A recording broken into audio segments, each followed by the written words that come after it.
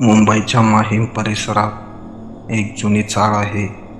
नाव डिसूजा चाळ. दिवसा इथे आजूबाजूच्या गल्ल्यांमध्ये मुलं खेळत असतात.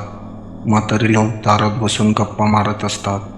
एक सामान्य मुंबई चाळ. पण सूर्य मावळला की ही चाळ सामान्य राहत नाही. कारण या चाळीच्या मधोमध एक विहीर आहे. बंदिस्त, सिमेंटने बुजवलेली. पण ती विहीर बुजवली गेली तरी तिच्यातून येणारा आवाज बुजला नाही. रहिवासी सांगतात की रात्रीच्या सामसुमीत त्या बंद विहिरीतून कोणीतरी मदतीसाठी हाक मारतं. एका स्त्रीचा आवाज पाण्यात बुडबुडे आल्यासारखा. आणि मग तो आवाज हळूहळू विरून जातो, जणू कोणीतरी बुडून मरतंय. ही कथा आहे त्या विहिरीची आणि त्या रात्रीची, जेव्हा दोन तरुणांनी ठरवलं की या आवाजाचं सत्य बाहेर काढायचं. जर तुम्ही या चॅनलवर नवीन असाल आणि या भयान अंधारात एकटे राहू नये असं तुम्हाला वाटत असेल तर लगेच आमच्या चॅनलला सबस्क्राईब करा आणि बेल आयकॉन दाबा. डिसूजा चाळ. मुंबईच्या काळजात दडलेला एक असा कोपरा जिथली माती एका जुन्या रहस्याची साक्ष देते. 1900च्या दशकात जेव्हा माहीममध्ये मिल कामगारांची वस्ती वाढत होती, तेव्हा ही चाळ आकारात आली. जुनी लाकडी रचना, लांबच लांब वरांडे आणि शेवटी असलेला पाण्याचा एक कॉमन नळ. पण या नळाला पाणी खूप कमी यायचं. पाण्यासाठी होणारी रोजची वणवण थांबवण्यासाठी चाळीतल्या लोकांनी मिळून एक निर्णय घेतला. चाळीच्या मध्यभागी विहीर खणायची. काही दिवस खणल्यावर पाणी लागलं, पण एक चूक झाली. विहिरीला संरक्षण भिंत बांधली गेली नाही. कठडा नव्हता, फक्त जमिनीत एक मोठं भोग. आजूबाजूला घरं आणि रात्रीच्या अंधारात ती विहीर जणू वाट बघत होती.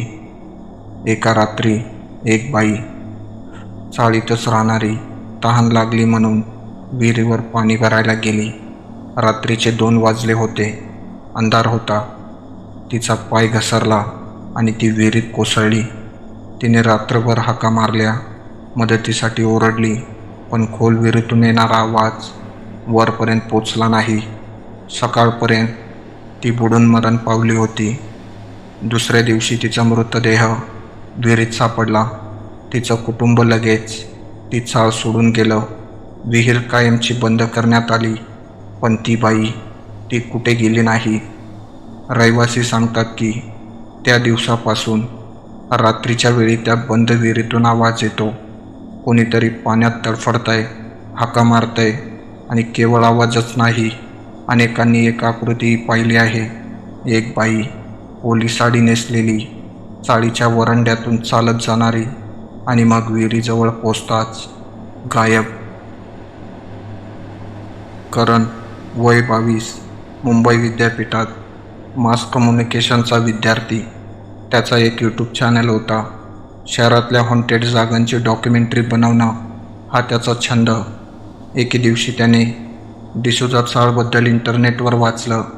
मुंबईच्या भुताटकीच्या जगांमध्ये डिसूजा चाळ पहिल्या क्रमांकावर होती. त्याने अजून रिसर्च केला. रेडिट, क्वेरा, जुने ब्लॉग, सगळीकडे एकच गोष्ट: विहीर, बुडलेली बाई, रात्रीचे आवाज. करणने ठरवलं, रात्री जाऊन स्वतः पाहायचं. त्याने आपल्या मित्र समीरला बरोबर घेतलं. हातात एक कॅमेरा, एक ऑडिओ रेकॉर्डर आणि एक टॉर्च. रात्रीचे 11:30 वाजले होते. मार्च महिना. मुंबईत उन्हाळा सुरू झाला होता. पण माहीमच्या त्या गल्लीत शिरताच विचित्र गारठा जाणवू लागला. भिंतीपलीकडे कुत्री भुकत होती. गल्लीच्या शेवटी एक मंद पिवळा बल्ब लटकत होता आणि त्याच्या प्रकाशात ती जुनी चाळ दिसत होती. पण अजूनही त्यात लोक राहत होते. काही खोल्यांमधून टीव्हीचा आवाज येत होता, काही खिडक्यांमधून अंधुक प्रकाश. पण जसजसे ते चाळीच्या मधल्या चौकात पोचले तसतसा प्रकाश कमी होत चालला आणि मधोमध ती विहीर. करण आणि समीर विहिरीजवळ पोचले. लोखंडी ग्रिल गंजलेली होती.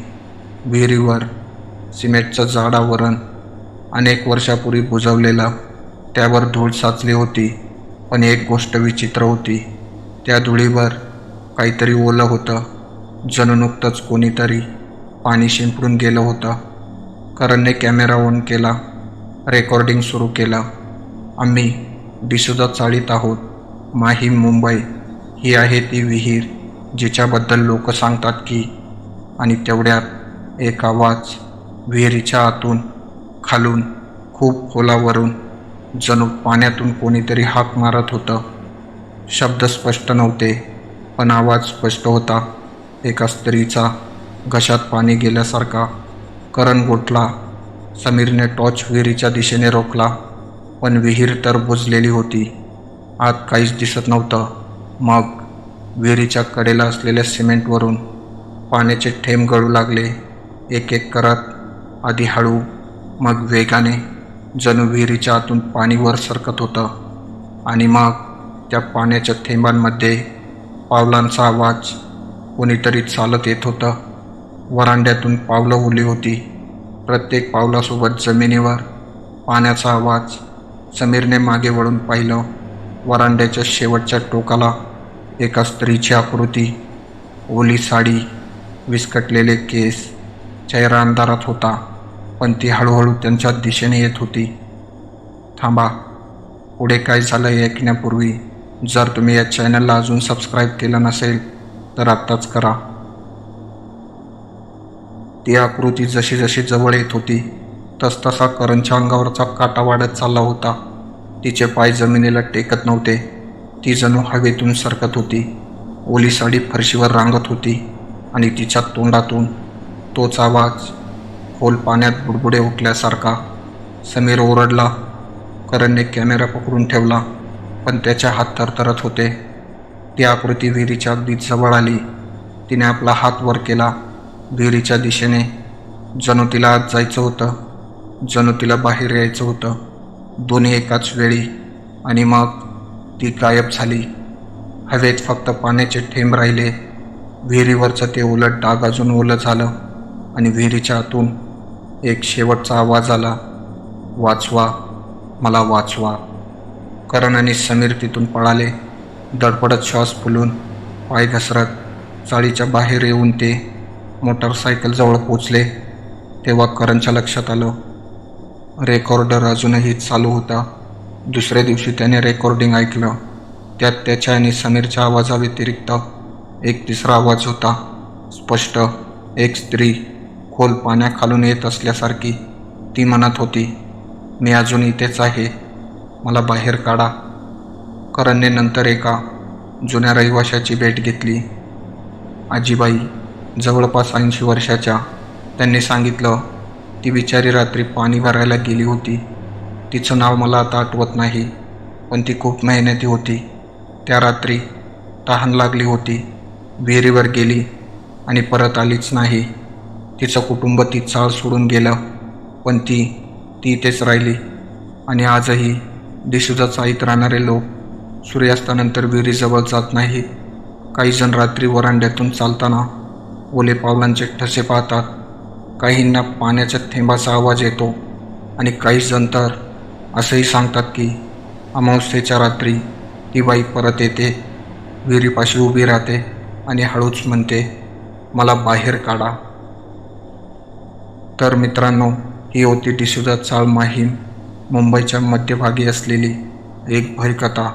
त्या बाईचं नेमकं नाव काय हे आजतागत कोणालाच माहीत नाही. पण एक गोष्ट फक्त नक्की, ती बाई आजही तिच्याच चाळीत आहे.